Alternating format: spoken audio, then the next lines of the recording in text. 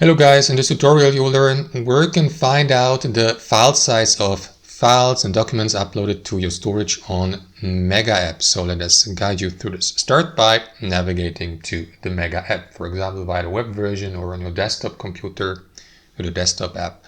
Log into your account and then click into Cloud Drive here, right? So there are several ways how you can do this. So if you access it from the Cloud Drive, for example, click into the given file, or for example hover a mouse over it and you will see, for example, the MB here. But you can also click into it and then you will see the MB size here, or file size.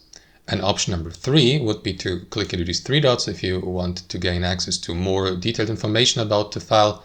Click into info here, and here on the right hand side you will see the total file size, right? Edit the date, the file type, the name. You may add tags and a description here, and so on and so forth, guys. So that's how you do it. For instance, you may also click into that information button here in the top right. Thanks for watching, and I'll see you next time.